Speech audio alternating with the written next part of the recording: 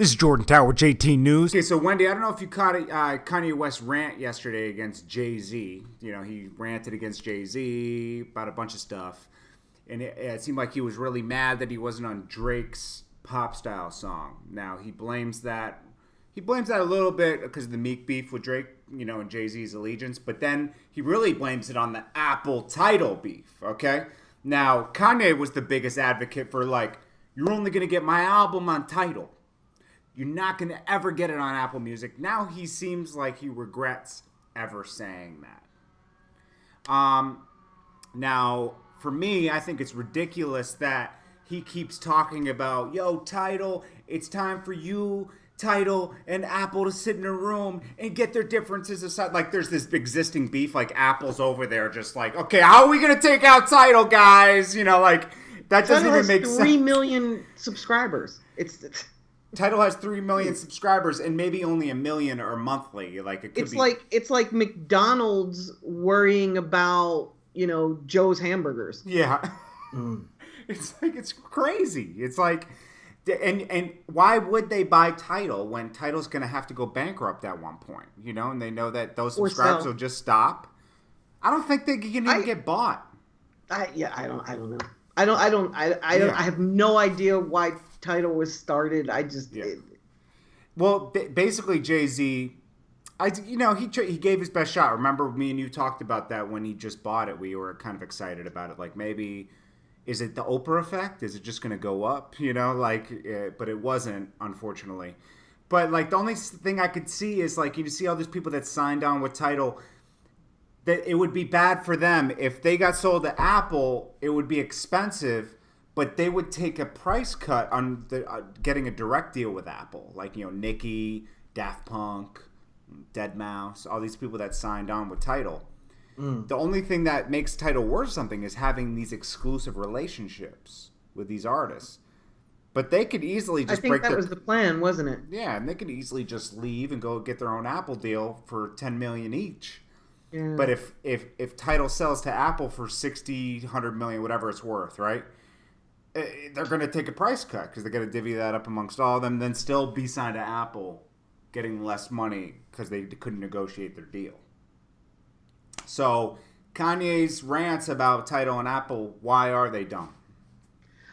I thought his rants, I always think his rants are for attention. Mm-hmm. I think he's trying to get publicity so that people will talk about him. Yeah. I think he's married to the queen of that. Yeah. I think that attention matters to them greatly. Yeah.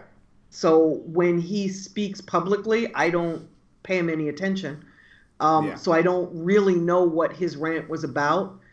But if his rant was that he couldn't be featured on a song with Drake, like, that's a Drake decision. That's not an Apple decision. Yeah, well, and wouldn't the deal with Apple and Drake, wouldn't that really be Universal? Because doesn't Universal own all the rights to Drake? He signed to them. It's almost like he doesn't get the business of it. It's almost like he doesn't get the business of it, and maybe he doesn't. Maybe he does, and he's talking about it because he wants attention, and it's topical. And yesterday there was a lot of attention for there's a country artist who did an exclusive deal with Amazon Prime. Wow. Okay. So maybe he wanted to outspeak that press, you know, in the urban community. I don't know. I don't listen to Kanye. I don't take him seriously. He's comical though. Sorry. It's entertaining. That's what most people think. Yeah. For me, it's not. For me, it's some sort of illness that's coming out. Yeah, another rift he has was, like, I guess Jay-Z and Beyonce are, like, you know, that's like tabloid stuff. They're distancing themselves from the Kardashians, you know, whatever. I don't know. That's between them, you know, but that should remain internal, I think. Right. You know, like, I don't want to hear about that, honestly. I mean, you're giving us a peek into your life, but I mean. But do we need that? Do we need that much of a peek? Not really. I don't. Honestly. I don't.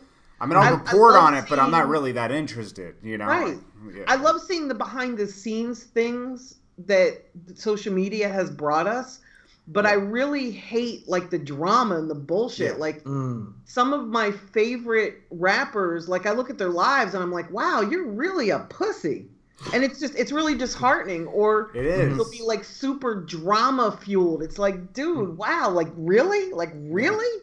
This is your life and this is how you like it?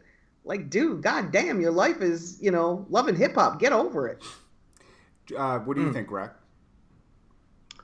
I agree with Wendy. I think he uses his public rants as a ploy for attention to get free press. Okay. You dig? Because you got to understand this.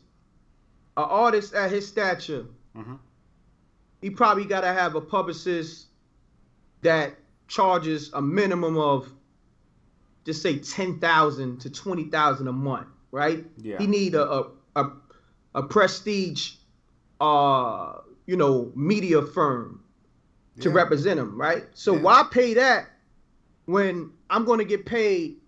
What do you get paid? $100,000 to do a show or something crazy? Yeah. When I could get paid to do one of my concert shows, and rant about what I'm not feeling at the time or what I'm not comfortable with in terms of my business. Yeah. And get all this free press because everybody's there with their iPhones, their Galaxies. They're going to upload it to social media, and then the media outlets is going to take the stuff that's coming out from Instagram and Twitter. So he has a concept in his mind like, yo, listen, I'm going to get free press as well as, display my uncomfortability on certain situations that people may not know of. Yeah. And then he put Jay-Z on blast. Like, Jay-Z is stopping y'all from getting this Drake and Kanye album. Right. Jay-Z didn't want to give me a full verse. At first he did, but then Meek, his allegiance or his loyalty to Meek Mill wouldn't let him. You understand what I'm saying? I never stopped Kanye just become the Pimp C of New York rappers. You know what I mean? I know he's not. But he's always been that though, from the gate. He's always been like. You're right. You're right. Like, to me, he's just complaining. But look, it works because we just talked about him for like 8 or 10 minutes. It do works. It works. It works. Yeah, it works. Yeah. But what I like about Kanye, and what I'm sure you guys like about Kanye, is his musical genius. I'm not really into the fashion. He's definitely a genius. He's a musical genius, and that's what I want to see of Kanye. I want to see the behind the scenes of that. That would interest me the most. Yeah. And he's passionate about music, Super. I mean, he's a genius when it comes to music, just like the Swiss Beats or one of those guys. These guys live for it. This is what they're salute to him on that. Of course. I know. Yeah, I mean, I'm not taking anything away from him. Do I think he's a fashion genius?